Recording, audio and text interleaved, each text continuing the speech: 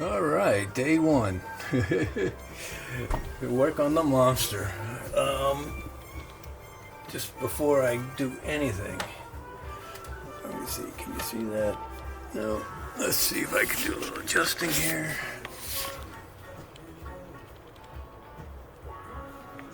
Alrighty. First thing we're going to do before we do absolutely anything else is check, see if there's anything in this capacitor here. Okay, that looks dead as a doornail, so this one's probably good, because I just tested it a little while ago.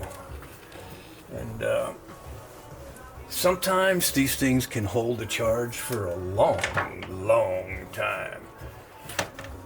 So that's the first thing I'm going to do, and now I feel safe. It's not plugged in. Let's take a quick look at this thing. So, these are the output transformers, or transistors here. Okay, this thing's rated for, what, I think 110 watts, something like that. Overall, it looks pretty good. It looks pretty clean. Okay. It was definitely taken care of.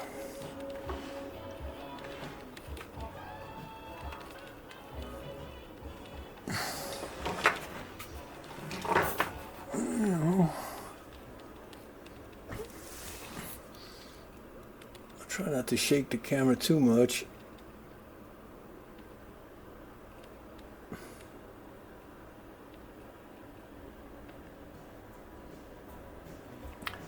I'm gonna replace this cord eventually. This is definitely the original cord. I'm gonna change it out for a 3-prong, just so I can ground this thing. Probably not a big deal in this particular case, considering the way it's constructed with the wooden case and everything, but still. Here's the other half of the transistors. That is the giant toroidal transformer. These are the two massive filter caps. Let's see if we can get a better look at those. I gotta be careful because this thing doesn't like to focus when it gets to a certain point. I've got another lens over there that'll let me get closer. And then, this is nice. So here is the tuning knob.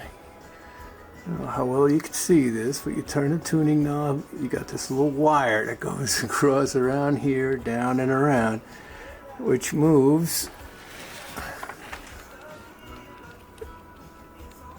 a station tuner like that. Hey. Okay. This thing was neat. I had it plugged up over there, and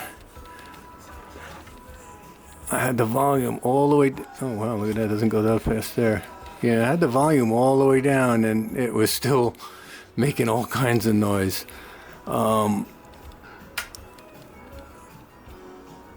tried the FM, and I couldn't pick up any stations, which kind of sucks, because that means I'm going to have to go through the whole FM side of this thing. And why that's really annoying is it's been a long time since I dealt with modulation like this. Although I do have the tools now to do it. If you look over here, this is a frequency generator that will handle FM modulation. I got it just for this. Hey, eBay. Only $300. Wasn't bad at all, really. So I got my good oscilloscope and everything set up. This is dynamic signal analyzer over here. What that's going to do is we're going to get a readout when we're done, how much signal to noise we're having and that kind of thing. So we'll be able to put in a signal, read a signal coming out and say, aha, the noise level is at this dB. So that'll be nice. Alrighty, I'm going to poke around a little bit. Probably turn the camera off because it's going to be kind of boring. I want to I might even turn this thing on and see what kind of voltages I get coming out of the power supply.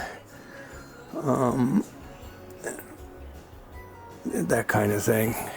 I should get some crappy speakers and hook it up to here too, just so I can hear it. I had it hooked on a halfway decent pair, which is probably... Nope, this meter won't be able to read it. Let me try a different one. Actually, there's no real point. This 22,000 microfarads, I'm not going to be able to test it this way, at least. There's other ways to test these things, using the oscilloscope over here by basically running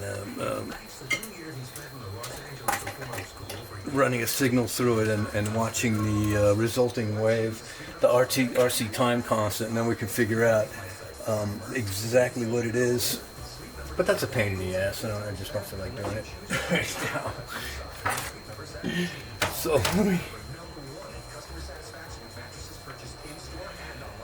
let me see what this does here.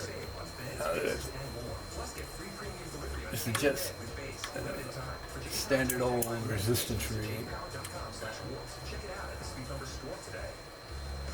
It's going up. So that's good. Even if you're healthy, your age puts you at risk. People 50 or older.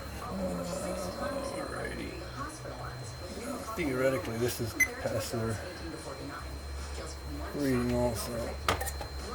But I'm pretty sure this one's not going to read anything either. Let's see. Oops, look at that. Overload.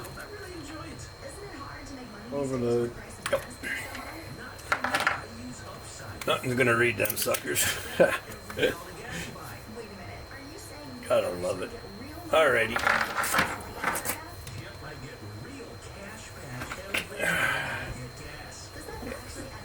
Just thought you might want to see that, right? Oh, one more thing. I did take this off. This went here. Okay, 2 little screws.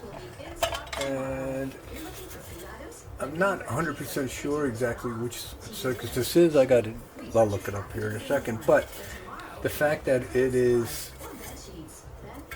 inside a metal case means it's in there to protect it from interference, outside interference. So it probably has to do with the either the primary or the amplifier,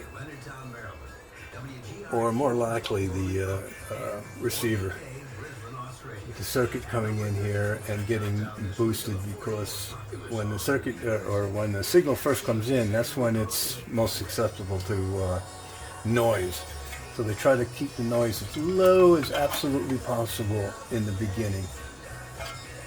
And then after that, when it gets to the other parts of the circuit, it's not that critical. But right in the beginning, it's very important to keep the noise really low. Well, this is interesting. If you take a look here, see that resistor? I'm sure you can. Right there. Those suckers got hot. I need to find out why. I mean, they shouldn't have gotten that hot. I mean, look at this. I mean, that's like burnt good. That one got a little bit. Feed to it. None of the other ones. See, this is one channel. This is part of another channel. And you see, that is definitely not supposed to get that hot. This is my macro lens. It's pretty cool, isn't it? You can get really close up, take pictures. That's what I'm finding so far, anyway.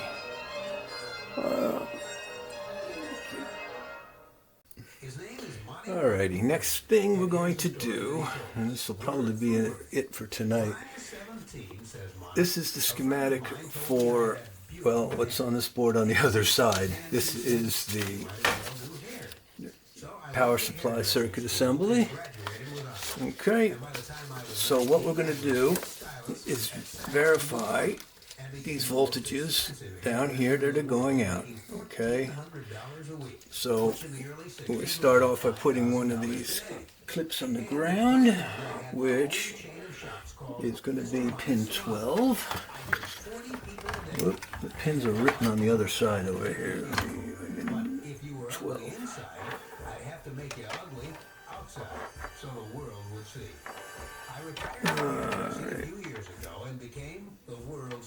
12.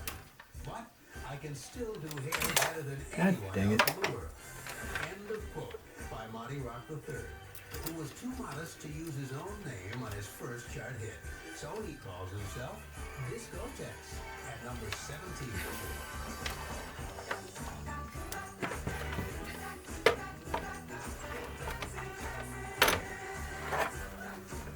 Alright, there we go.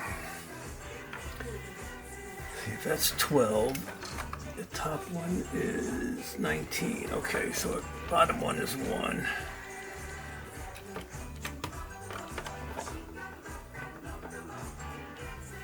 Alright, you see that? Okay, good. So, let me turn the power on. Hopefully it doesn't explode. But now we gotta remember the power is going to be on. Okay. Oh, the protection circuit clicked in. That's good. So what we're going to do here, according to this here, the schematic. What's the big ones first? 16, 60 volts. 8 should be minus 60 volts. So let's go with those first, right?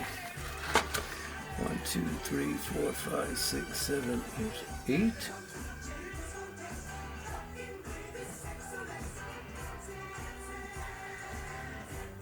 Yeah, it's a little bit low. 9, 10, 11, 12, 13, 14, 15, 16. Oh, ho.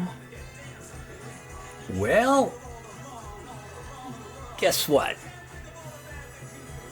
Now, as you can see, pin 16 is 62.5 volts, which is pretty close to 60. I mean, I'd give that a pass.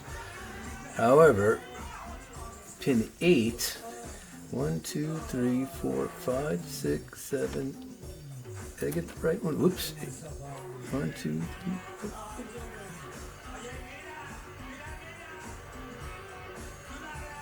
Is minus 20 volts.